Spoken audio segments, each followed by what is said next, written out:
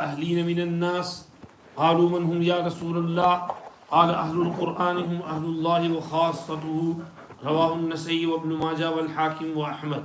Sayyiduna Anas radiallahu anhu reports Rasulullah sallallahu alayhi wasallam said, for Allah from amongst the people there are some who are those of his household.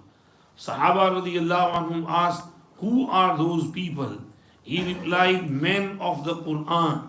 They are the household of Allah and his favored ones.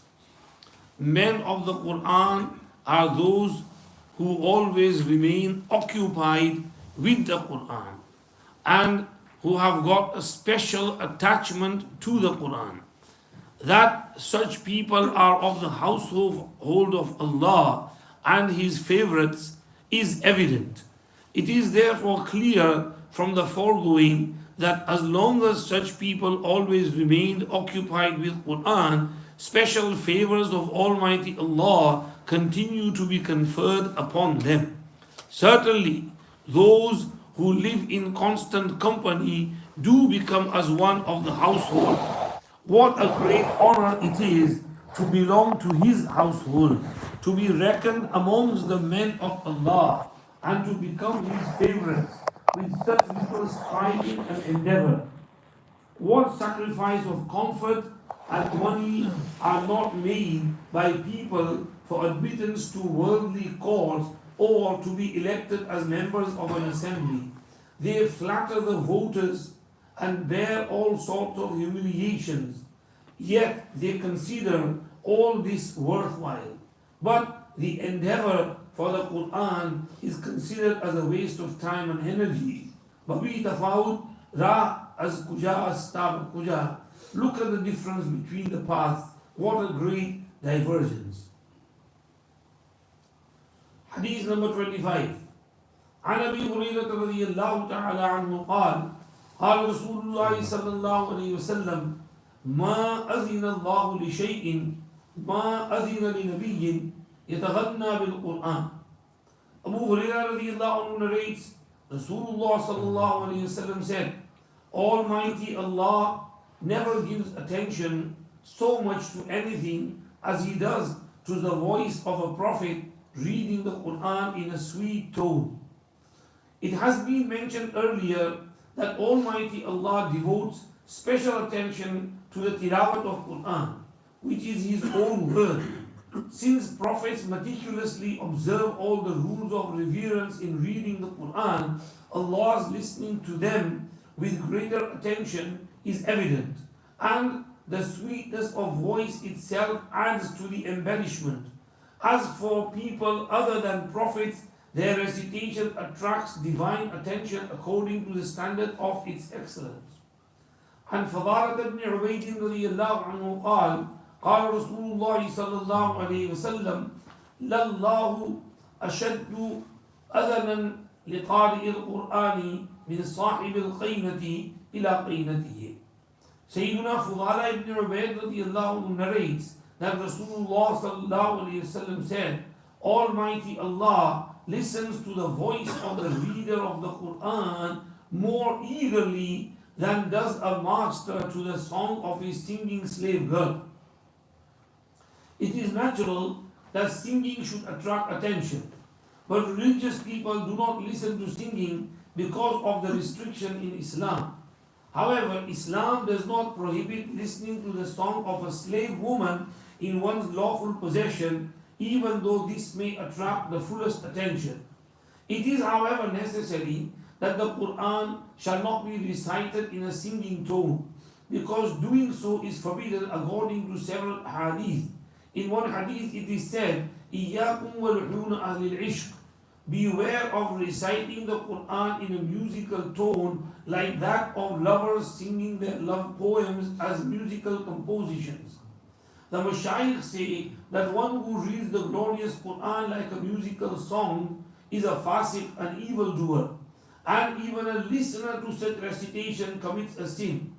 It is, however, desirable to recite the Quran in a sweet voice without following the rules of singing.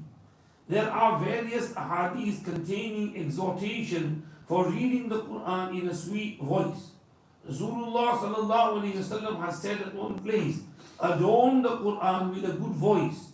In another hadith it is said, a sweet voice makes the beauty of the Quran twice as beautiful.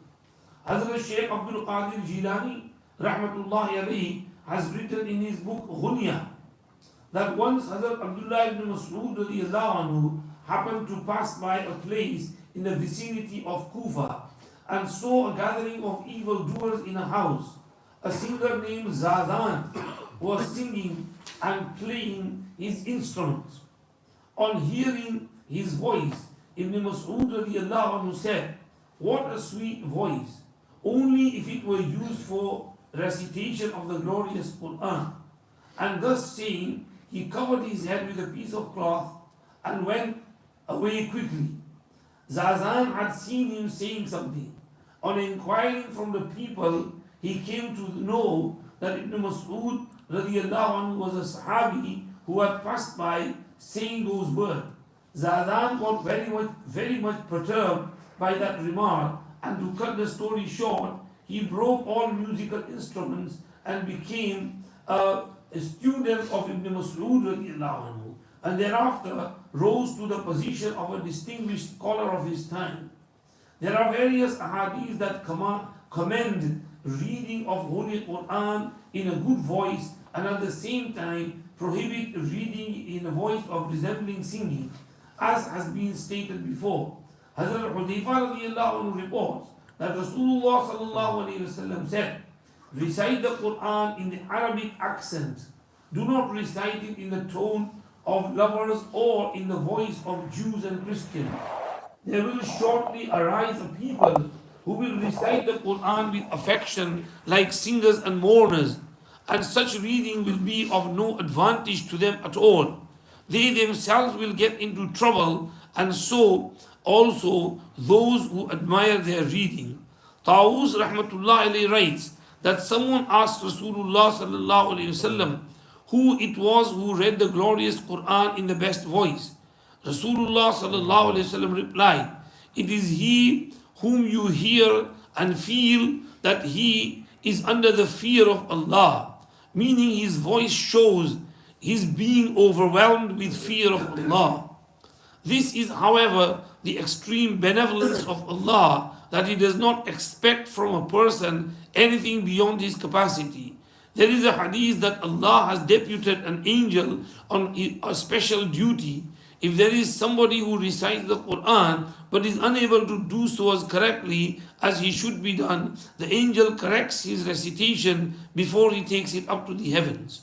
Allahumma la uhsi sana'an alayk. O Allah, I cannot enumerate the praises due to Thee. Today we have read 3 hadiths, 3 hadithes पढ़ी. पहली हदीस में कहा अल्लाह के कुछ अल्लाह वाले हैं, घर वाले हैं, हाउस होल्ड वाले हैं. पूछा कौन?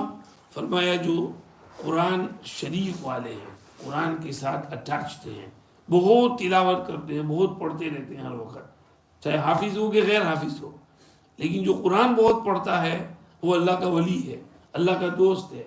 जैसे फैमिली मेंबर होते हैं, फैमिली मेंबर अपना बेटा पोता नवासा ये सब क्लोज होते हैं, तो इसी तरह ये लोग भी अल्लाह के बहुत क्लोज हैं. दूसरी हदीस में फरमाया कि अच्छे लहजे में कुरान पढ़ना चाहिए. कोई पैगंबर अच्छे लहजे में कुरान पढ़ता हो तो अल्लाह उसको बहुत ध्यान से सुनते हैं, क्योंकि पैगंबर का पढ़ना कुछ और ही होगा. उनकी तवज्जो, उनका अटेंशन, उनका लहजा, उनकी आवाज़, पैगंबरों की आवाज़ सबसे अच्छी आवाज़ होती थी. फिर दूसरी हदीस में फरमाया कोई बांदी का मालिक अपनी बांदी के गाने को जितने ध्यान से सुनता है उससे ज़्यादा ध्यान से अल्लाह कुरान सुनते हैं कुरान पढ़ने वाले का. फरमाया कि अपनी बांदी हो तो उसका सॉन्ग सुनना जायज़ है, यानी बगैर म्यूज़िक के, लेकिन दूसरी औरतों का सुनना जायज़ नहीं है. तो कोई मालिक अपनी बांदी या कोई शौहर अपनी बीवी को अच्छे आवाज़ वाली बीवी हो, अच्छे नाते पढ़ती हो, अच्छे नज़म सुनाती हो. हज़रत मौलाना सैफुर रहमान साहब की दूसरी अहलिया हैं, जवान हैं. हज़रत फरमाते हैं कि मैं मक्का से मदीना जाता हूँ, ड्राइविंग करता हूँ, वो मेरे साथ होती है, वो नातें पढ़ती जाती है, मैं सुनता जाता हूँ, क्योंकि उसकी आवाज़ बहुत अच्छी है. تو بیگم کی آواز اچھی ہو تو اس کا گانا سن سکتے ہیں، اس کی آواز سن سکتے ہیں. تو فرمایا کہ اس کو آپ جتنے دھیان سے سنیں گے اس سے زیادہ دھیان سے اللہ پاک اچھے لہجے والے قرآن کو سنتے ہیں. تو قرآن کو اچھے لہجے میں پڑھو، البتہ سانگز کی طرح نہ پڑھو. بعض لوگ سانگز کی طرح اس کے ٹیون کو فالو کرتے ہیں. فرمایا یہودی عیسائیوں کی طرح نہ پڑھو. ایک جگہ میرا بہت پہلے جانا ہوا تھا، تو وہ ایک نشید پڑھنے والا تھا. وہ نشید ایسا پڑھ رہا تھا جیسے چرچ میں کوئی کوائر گا رہا ہو. میں کہتا اتنی کرائی ہے تو کیا پڑھ رہا ہے، جیسے چرچ میں آ گئے ہوں اور بچے وہ کرسمس کارل اور کوائر پڑھتے ہو، اس طرح سے پڑھ رہا تھا وہ کر کے. تو ایسے نہیں پڑھنا چاہیے قرآن شریف. قرآن شریف اچھے ٹیون میں، اچھے لہجے میں، اور فرمایا غم اور سعد لہجے میں پڑھو. قرآن شریف دل میں حزن پیدا کرے.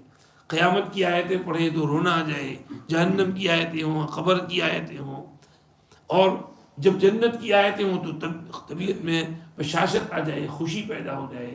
اللہ کی رضا والی آیتیں ہوں، طبیعت خوش ہو جائے. تو سمجھ کر کے پڑھیں تو اور ہی بات ہوتی ہے. بہرحال قرآن شریف گڈ ٹیون میں، اچھے لہجے میں پڑھنا چاہیے، اس کو بیان کیا. اللہ ہمیں قرآن شریف کے ساتھ خاص اٹیچمنٹ نصیب کرے، قرآن شریف کو خوب پڑھنے کی توفیق عطا فرمائے. سبحان اللہ بحمدہ، سبحان اللہ اشہد ان لا الہ الا انت استغفرک.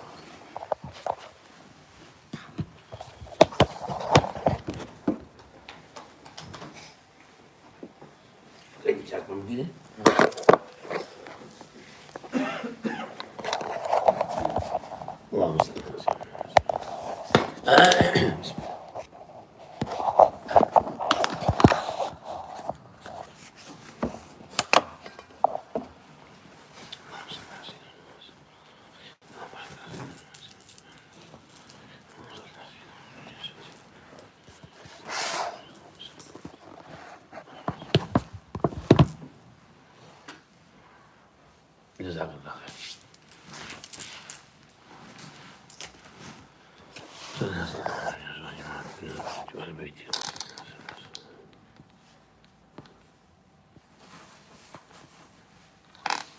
اللهم صل وسلم.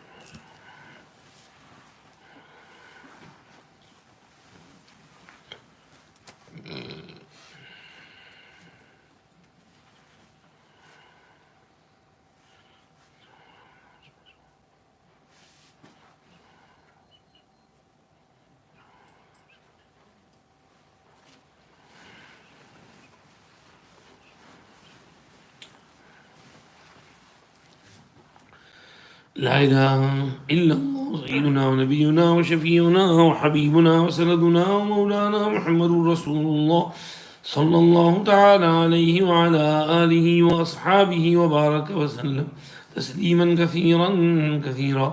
لا إله إلا الله، لا إله إلا الله، لا إله إلا الله، لا إله إلا الله، لا إله إلا الله، لا إله إلا الله، لا إله إلا الله، لا إله إلا الله، لا إله إلا الله، لا إله إلا الله، لا إله إلا الله، لا إله إلا الله محمد رسول الله صلى الله عليه وسلم.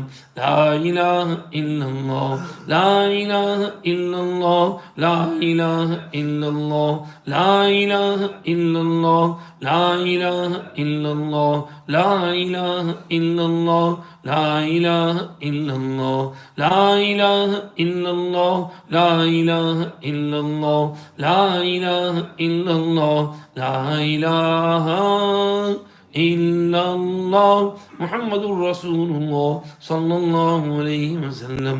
لا إله إلا الله، لا إله إلا الله، لا إله إلا الله، لا إله إلا الله، لا إله إلا الله، لا إله إلا الله، لا إله إلا الله، لا إله إلا الله، لا إله إلا الله، لا إله إلا الله، لا إله إلا الله، لا إله إلا الله، لا إله إلا الله محمد رسول الله صلى الله عليه وسلم.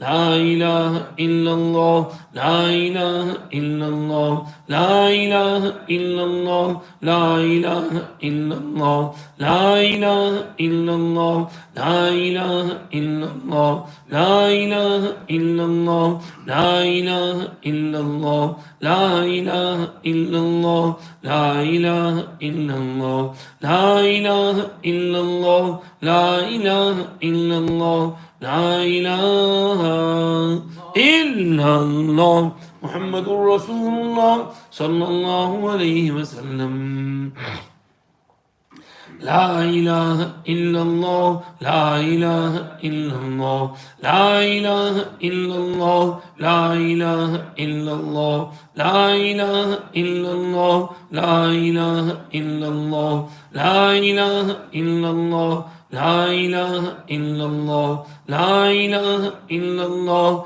لا إله إلا الله لا إله إلا الله لا إله إلا الله محمد رسول الله صلى الله عليه وسلم لا إله إلا الله لا إله إلا الله لا إله إلا الله لا إله إلا الله لا إله إلا الله لا إله إلا الله لا إله إلا الله لا إله إلا الله لا إله إلا الله لا إله إلا الله لا إله إلا الله محمد رسول الله صلى الله عليه وسلم لا إله إلا الله لا إله إلا الله لا إله إلا الله لا إله إلا الله لا إله إلا الله لا إله إلا الله لا إله إلا الله لا إله إلا الله لا إله إلا الله لا إله إلا الله محمد رسول الله صلى الله عليه وسلم لا إله إلا الله لا إله إلا الله لا إله إلا الله لا إله إلا الله لا إله إلا الله لا إله إلا الله لا إله إلا الله لا إله إلا الله لا إله إلا الله لا إله إلا الله لا إله إلا الله لا إله إلا الله لا إله إلا الله لا إله إلا الله محمد رسول الله صلى الله عليه وسلم لا إله إلا الله لا إله إلا الله لا إله إلا الله لا إله إلا الله لا إله إلا الله لا إله إلا الله لا إله إلا الله لا إله إلا الله لا إله إلا الله لا إله إلا الله لا إله إلا الله لا إله إلا الله لا إله إلا الله محمد رسول الله صلى الله عليه وسلم لا إله إلا الله لا إله إلا الله لا إله إلا الله لا إله إلا الله لا إله إلا الله لا إله إلا الله لا إله إلا الله لا إله إلا الله لا إله إلا الله لا إله إلا الله لا إله إلا الله لا إله إلا الله لا إله إلا الله لا إله إلا الله محمد رسول الله صلى الله عليه وسلم لا إله إلا الله لا إله إلا الله لا إله إلا الله لا إله إلا الله لا إله إلا الله لا إله إلا الله لا إله إلا الله لا إله إلا الله لا إله إلا الله لا إله إلا الله لا إله إلا الله لا إله إلا الله محمد رسول الله صلى الله عليه وسلم لا إله إلا الله لا إله إلا الله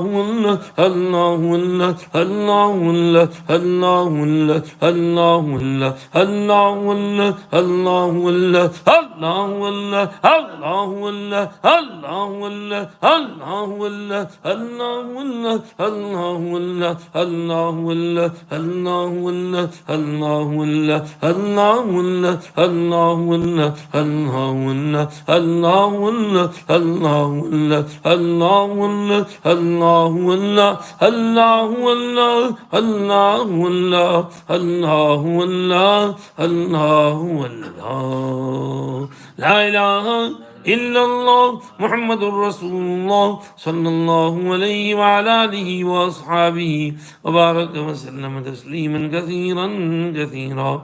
الله الله الله الله الله الله الله الله الله الله الله الله الله الله الله الله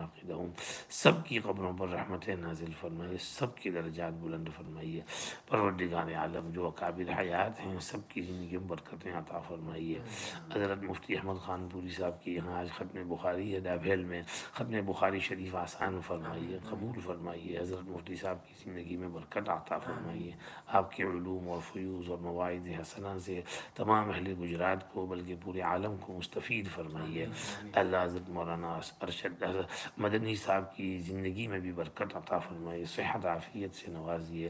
اللہ اسی طرح دیگر مشائخ دیوبند، سہارنپور، ہند و پاک سب پر رحم فرمائیے۔ پروردگار عالم ہمارے یہاں کے مشائخ ہمارے حضرت مولانا بلال صاحب کی زندگی میں خوب برکت عطا فرمائیے، صحت عافیت نصیب فرمائیے، اسفار قبول فرمائیے، علوم اور فیوز و مواعظ دعاؤں سے ہم کو پورے عالم کو مستفید فرمائیے۔ اسی طرح حضرت مولانا ہاشم صاحب کے حال پر رحم فرمائیے، بیچاروں کو عافیت نصیب فرمائیے، خالہ کے لیے بچوں کے لیے ان کی خدمت آسان فرمائیے۔ حضرت مفتی صاحب کی دروس وغیرہ بھی قبول فرمائیے، سب ہمارے اکابر اساتذہ کی اللہ خدمتوں کو شرف قبولیت عطا فرمائیے، ہماری ٹوٹی پھوٹی دعائیں سن لیجیے، ماں باپ پر اپنی رحمتیں نازل فرمائیے، بیوی بچوں کو نیک صالح بنائیے، اداروں کی حفاظت فرمائیے، اللہ سارے کام پروجیکٹ آسان فرمائیے۔ صلی اللہ وسلم علی سیدنا محمد و آلہ وصحبہ اجمعین برحمتک یا ارحم الراحمین۔ اللہ